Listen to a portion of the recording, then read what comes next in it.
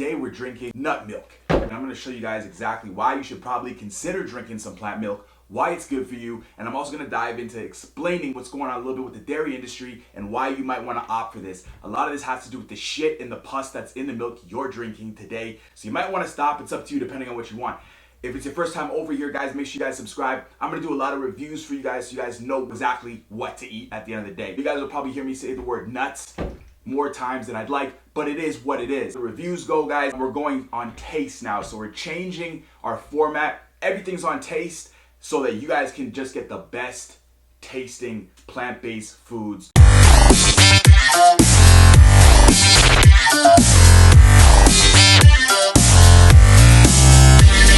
Alright guys, so how is plant milk made in the first place? Now, one of the things you guys want to take into account how plant milk is made very, very simple, and you could even make plant milk for yourself. So you can make it out of any type of nuts. These nuts? Who said that? Who said that? Got him! Anyway, sorry guys, we got almonds, macadamias, and cashews. So you can make this out of anything, and how plant milk is made is you want to go and you want to take the nuts, you want to put them in a blender, soak them overnight. So you're going to add some water to it, for example, allow it to soak overnight. That allows the enzymes and the nutrients to release into the water. Then that's blended up. After it's blended up, you're going to get yourself almost like a puree. Now this kind of puree is still going to have a lot of fiber in it, and you want to squeeze out that liquid while leaving the fiber in, because that's what's going to give you your liquid that you can actually drink. So now the fiber is left behind, but you still got a lot of nutrients from the soaking process. And what you can also do is you can fortify it. So companies usually add, different types of nutrients to really boost the nutrient content. For example, things like vitamin B12, which is extremely important for vegans because they don't really necessarily get enough vitamin B12, not because it's not out there and they can't consume it, but because of all the sterilization that happens in society today.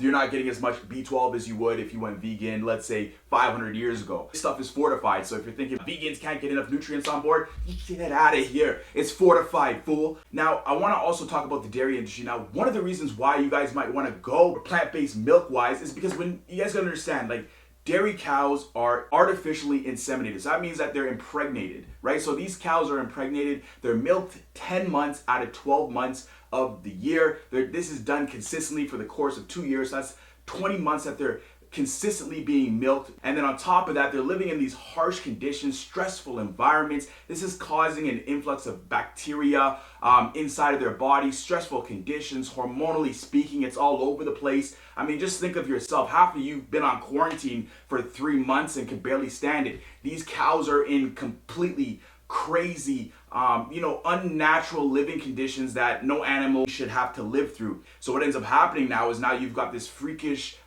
Frankenstein cocktail called milk that then harbors a lot of bacteria that we then go and consume.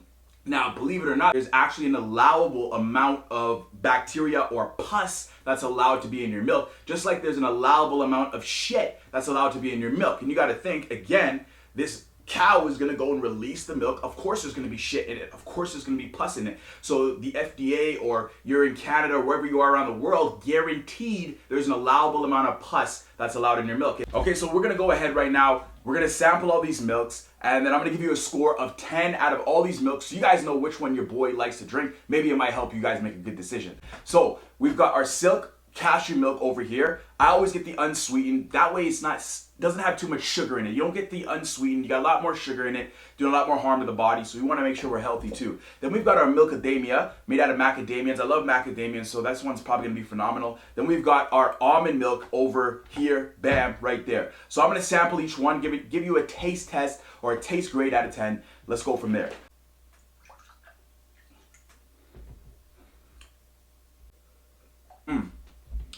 I like the cashew milk, very smooth. Doesn't have too much of an aftertaste, which is really good when it comes to milk. So cashew milk is really good. It's naturally got a sweet flavor to it too, which is awesome. Okay, I'm gonna go ahead and do the Macadamia now, and I'm gonna give you guys the grade after. Let's see what's going on with the Macadamia. Now, when you guys get the Macadamia, what you guys are gonna notice is the Macadamia is extremely, it's got this really white color to it. Looks kind of bougie, not gonna lie to you. Looks like kind of like a Starbucks versus a Tim Hortons. Yeah, that Macadamia is good. What I like about it, that was really smooth, really rich.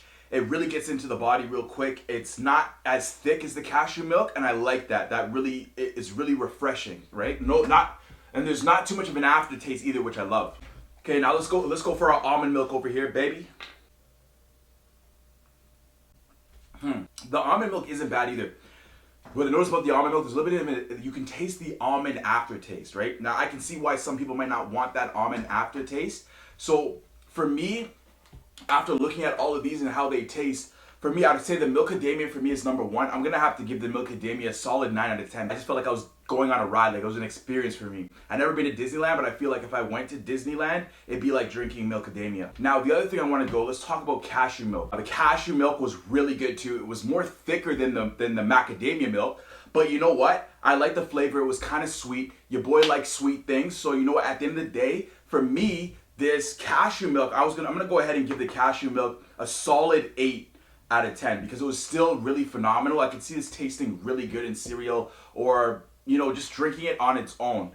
Now, I want to go to the almond milk as well. Now, the almond milk for me, I didn't really like the aftertaste, to be honest with you. It was still okay, but I feel like it just wasn't as refreshing as the macadamia and the cashew. So for me, the almond milk, I'm going to go with a solid 6 out of 10. I'm just not a fan of the almond milk. Maybe you like almonds, like the aftertaste, so that might be for you.